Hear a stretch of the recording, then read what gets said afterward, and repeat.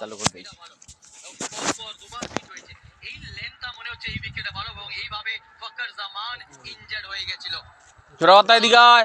মা ডুবিয়ে দিয়েছে।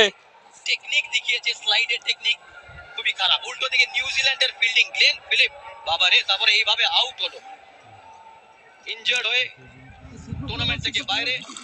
তারপরে ইমাম চলে এসেছিল মাত্র 3 বল। তুই এইদিকে আয় না, ফোন তোকে বলছো ওদিকে যেতে। এবং পাকিস্তানের জন্য একটা বড় লস বলতে হবে। ফখর জামান এমন একজন ব্যাটার, তিনি যখন থাকেন পাকিস্তান দলটা কিন্তু অন্যভাবে চলে। তবে এখন তিনি না থাকাতে ইমাম সুযোগ পেয়েছে। দেখা যাক কি অবস্থা হয়। তবে এই মুহূর্তে ফিজিও এসছেন মাঠে, মোহাম্মদ শামিকে একটু দেখে নিচ্ছেন। তার শিন বোনটায় কোনো একটা ব্যথা পেয়েছেন হয়তোবা। বেশি চোট ফোট নিয়ে আমরা কথা বলছি। তুই ঢেলেছি কি করতে? শুভ সংবাদ, তোকে ঢেলাতে বললাম আমি। মোহাম্মদ শামি অনেক দিন পরে ভারতের ওডিআই সেটআপে ফেরত এসেছেন। চিন্তার রেখা ইমিডিয়েটলি আমরা দেখতে পাচ্ছি গৌতম গম্ভীরের মুখে। তোকে বলবেন কেন, বস ঠোকরাচ্ছে। অনেক সময় কাটা, এত চিন্তা সকলে ছিল বোলিং এ ফিরতে পারবেন কিনা, হাঁটুতে বল রেখে, অ্যাঙ্কেলের উপরে বল রেখে তুমি আবার সেই দৌড়ে বল করতে পারবেন কিনা, ছন্দে আসতে পারবেন কিনা। ডিসকমফর্টে দেখে বোঝা যাচ্ছে কিছুটা রয়েছে। শামি ভালো চিহ্ন নয়, কিন্তু খুব বাজে ছবি এটা।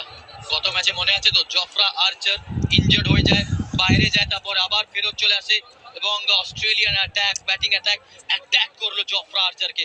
এই জন্য আমার মনে হচ্ছে এতগুলো ওয়াইড করছে আজকে শামি। ব্যাটে ফেসটা খুলে দিলেন সুন্দর। ইমাম তার ব্যাটের দিকে ঠেলে দিয়ে একটি রান।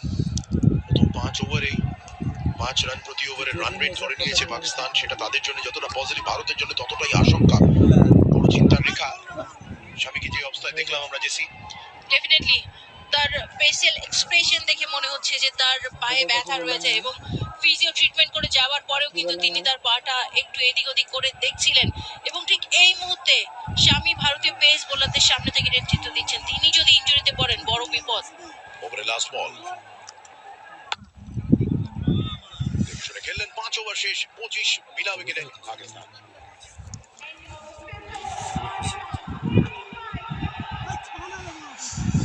ওকে নিতে দাও, ওকে সুতো নিতে দাও, ও যা করতে করুক। আইসিসি চ্যাম্পিয়ন্স ট্রফির উইনিং মোমেন্ট, যেখানে পাকিস্তান অনায়াসে জিতে যায় ভারতের বিরুদ্ধে। সেই টিম, সরফরাজ আহমেদ ছিল ক্যাপ্টেন, তখন মোহাম্মদ আমির ছিল, এখন শাহিন আছে। বিরাট কোহলি টসে জিতে ফিল্ডিং এর সিদ্ধান্ত নেয়, খুব বড় একটা ভুল। তারপরে প্রায় 340 করে দেয় পাকিস্তান। মোহাম্মদ আমির, সেই বিরাট কোহলি, শিখর ধাওয়ান, রোহিত শর্মা, তিনটে বড় বড় উইকেট পাওয়ার প্লের ভিতরে। এটা বাজে নিউজ। ওয়াশিংটন সুন্দর চলে এসেছে, কার জায়গায় জানো তো? শিলাদিত্য, তুমিও চলে এসছো কলকাতা থেকে মোহাম্মদ শামির জায়গায়। অবশ্যই সন্দেহ নেই, কিন্তু আমরা বারবার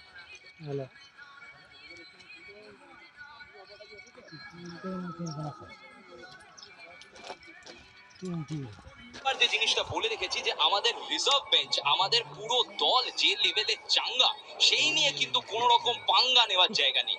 ওয়াশিংটন সুন্দর এসছে না, এক নজরে দেখেছি, তা তো পুরো দেখিনি।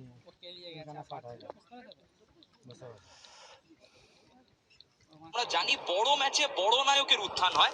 মোহাম্মদ শামির জায়গায় এসেছেন বড় জুতো, দেখা যাক সেই মর্যাদা রাখতে পারেন কিনা, দেখা যাক।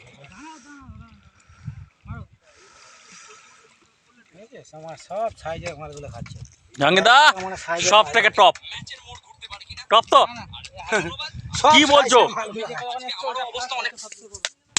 আমি যেটা মাল লাগিয়েছি সেটা হচ্ছে সাচো।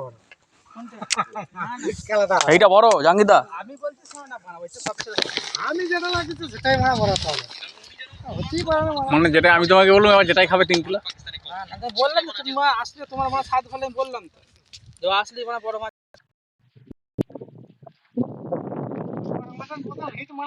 भाई पानी का बोतल फेंको ना। गरम पानी है ना? एक भी नहीं है। अरे है ना, 4-5 था ना।